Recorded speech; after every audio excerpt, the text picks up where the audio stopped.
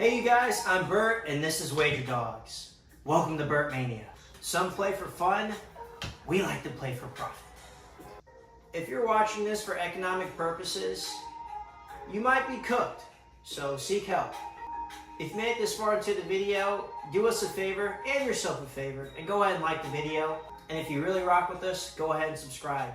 Come join the brigade. To hear or see more of me, find me at Wager Dogs on all platforms. That's Wager Dogs, WAGERDOGS.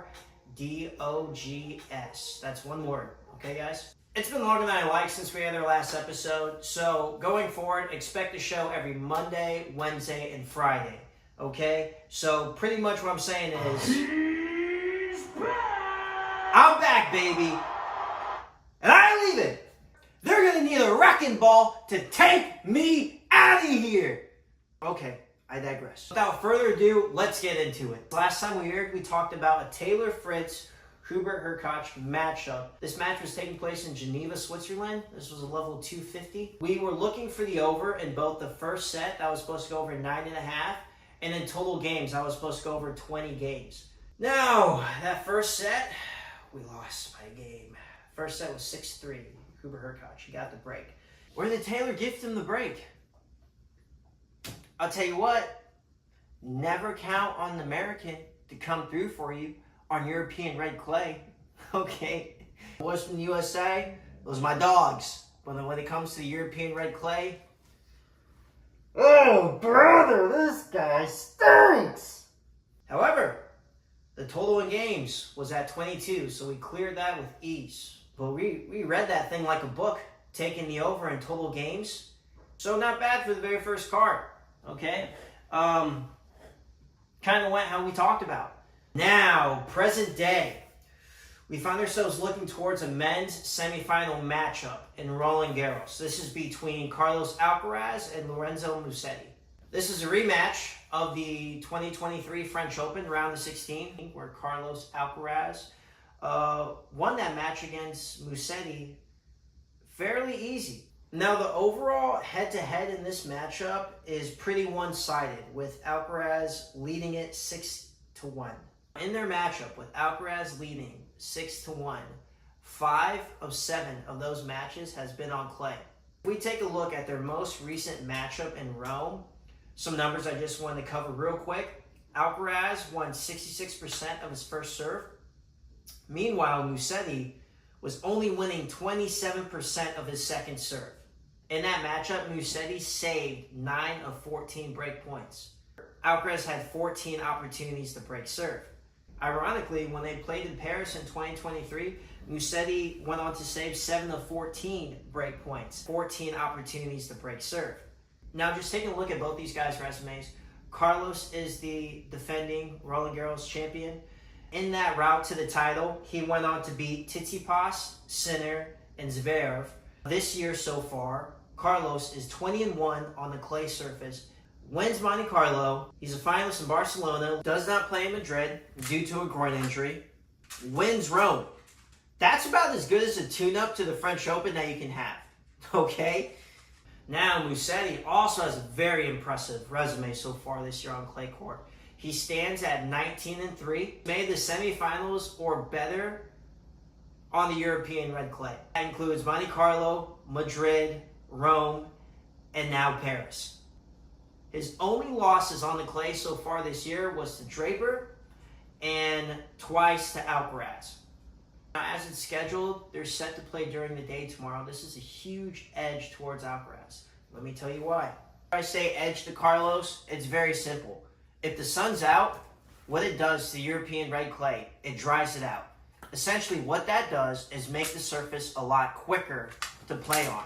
So along with increasing the speed of the surface, the ball bounces up a lot higher. This suits well for players that play with a lot of topspin. These conditions are absolutely optimal for Carlos's game. He loves these conditions. Faster clay court, ball bounces up a little bit higher, he can unleash that forehand any way he wants to. We just saw his performance in Rome, which those courts play a little bit quicker, and the ball bounces up and sits up a little bit higher. And he just showed us exactly what he can do on these types of conditions. Any ball that lands in the middle of the court that's shallow that sits anywhere closer to the service line than the baseline, Carlos is going to look to jump on that ball. Not only that, his return game has been incredibly impressive so far in Roland Garros. He's making so many balls back in play, doing a really good job of going for larger margin areas rather than going for specifically close to the line or trying to hit a winner like that. Really smart tennis. I think Musetti's been playing incredible too. However, what Musetti can do well, Carlos can do better. Now that comes in the form of drop shots, that comes in the form of the forehand or backhand, and that also comes in the form of the returns. Now the two areas Musetti could shine in this matchup is that first serve placement. I do think his first serve placement has been better than Carlos Alcaraz's this French Open. And the second thing is movement, specifically laterally. When it comes to that forehand wing, I would take Musetti over Carlos when it comes to being in a defensive position all day. Musetti is amazing when it comes to delivering a ball to get him back into the point.